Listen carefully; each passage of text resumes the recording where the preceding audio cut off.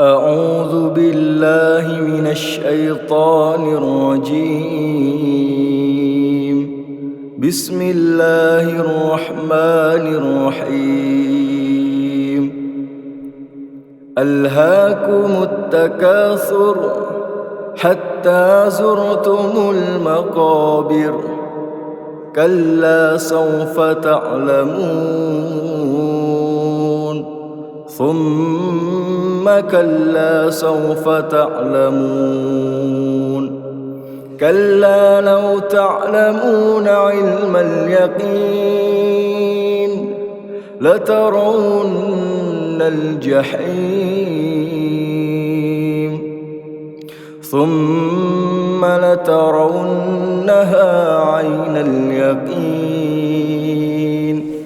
ثم لتسألن يومئذ عن النعيم.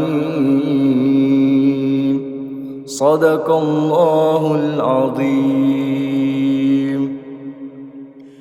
At-Takatsur yang maknanya adalah bermegah-megahan adalah surat yang ke-102 dalam Al-Quran yang turun di Mekah, atau biasa kita sebut dengan surat Makkiyah. Diawali dengan kata Alhaakumut Takatsur, bermegah-megahan telah melalaikan manusia. Kalau kita baca asbabun nuzul dari ayat ini adalah menggambarkan betapa situasi masyarakat Arab pada saat itu adalah situasi masyarakat yang berlomba-lomba memperkaya diri, bermegah-megahan, membangun peradabannya adalah peradaban physically, bukan intelektual, bukan sumber daya manusia, tetapi kekayaan. Sehingga peradaban yang semacam itu, kebudayaan yang semacam itu dikritik dengan sangat keras oleh Al-Quran dengan kata-kata Alhaakumut Takatsur, bahkan dilanjutkan dalam ayat yang kedua hatta zurtumul maqabir.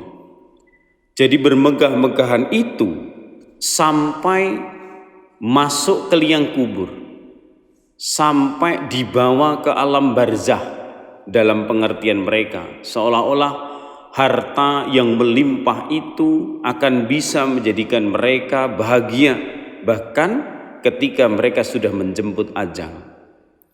Padahal Allah Subhanahu wa taala dalam ayat ini mengingatkan, sekali-kali kelak kamu akan mengetahui perbuatan itu.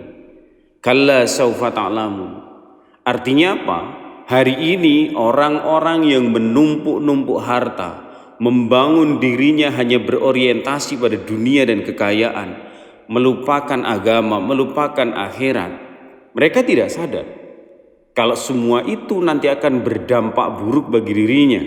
Tetapi Allah sudah menjanjikan dalam Quran bahwa orang-orang semacam itu suatu saat akan mengetahui, akan tahu dampak begitu dahsyatnya apa yang telah dia perbuat, dan kedahsyatan dampak itu sesungguhnya lebih pada keburukan-keburukan dan kehinaan yang nantinya akan mereka terima.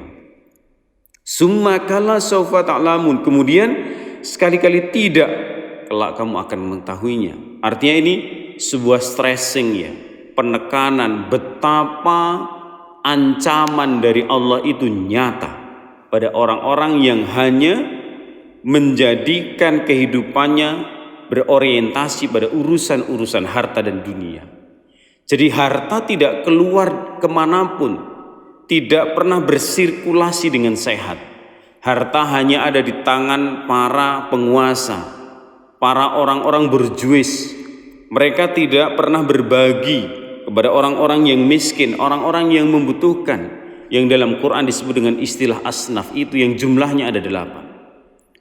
Jadi hanya mereka nikmati sendiri, hanya mereka gunakan untuk berfoya-foya, bermegah-megahan tadi dalam bahasa Al-Quran. Ini sangat berbahaya dan ini akan menjadi sebuah ancaman nyata bagi mereka.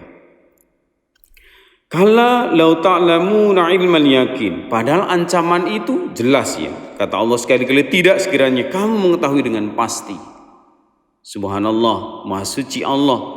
Karena Allah tidak akan berbohong, tidak pernah berbohong. Sekali Allah mengancam hambanya karena keburukannya, maka ancaman itu nyata. Bahkan sebenarnya Tidak hanya nanti di akhirat, di sini, sekarang, di dunia ini, siksaan pada orang-orang yang menumpuk harta itu sebenarnya terasa. Ada dan itu nyata. Betapa banyak di antara mereka kaya tapi tidak happy, tidak bahagia. Yang anak-anaknya tumbuh menjadi pribadi yang sangat-sangat jahat, bahkan menjahati orang tuanya.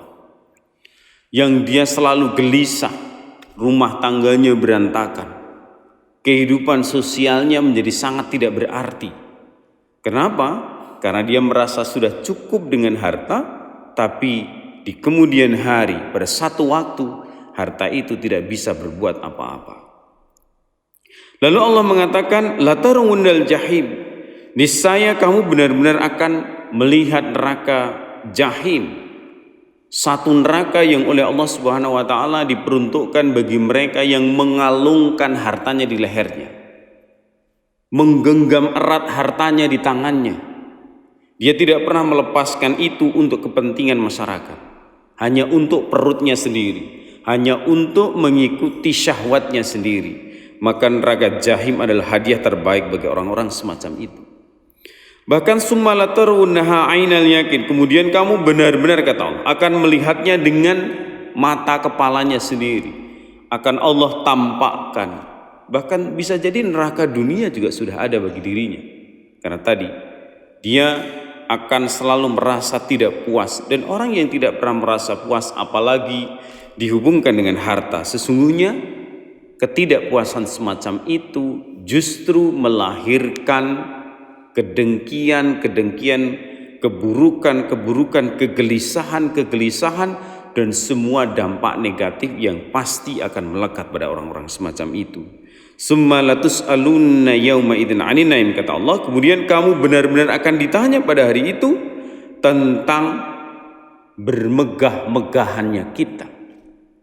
Maka Nabi pernah bersabda, pernah menasihati kepada para sahabat, sesungguhnya orang-orang kaya itu nanti seandainya dia masuk surga, maka masuk surganya tidak mungkin lebih dulu dibandingkan orang-orang miskin. Kenapa demikian? Karena Nabi mengatakan, karena daftar pertanyaan Allah pada dirinya begitu banyak. Mobilnya, rumahnya, tabungannya, bajunya, kekuasaannya, gelar yang diperoleh, pernak-pernik yang ada di rumahnya, semua akan ditanya oleh Allah Subhanahu wa taala, semua akan dimintai pertanggungjawabannya. Orang-orang miskin yang tidak punya beban dunia yang banyak, dia tidak menumpuk-numpuk harta, maka relatif secara matematis pertanyaannya tidak lebih banyak daripada orang-orang kaya. Jadi menjadi orang kaya, apalagi kaya yang tidak amanah, jangan pernah merasa bahagia. Jangan pernah merasa bahwa dirinya sudah cukup, karena sesungguhnya ancaman Allah itu nyata. Jadi gambaran di masa lalu apa yang terjadi pada zaman di mana ayat ini turun mestinya bisa menjadi sebuah pelajaran berharga bagi kita hari ini. Karena siapapun di antara kita hari ini yang mencoba membangun peradaban dirinya, membangun kualitas dirinya dengan cara mengagungkan harta, maka dia akan tertipu dengan harta itu.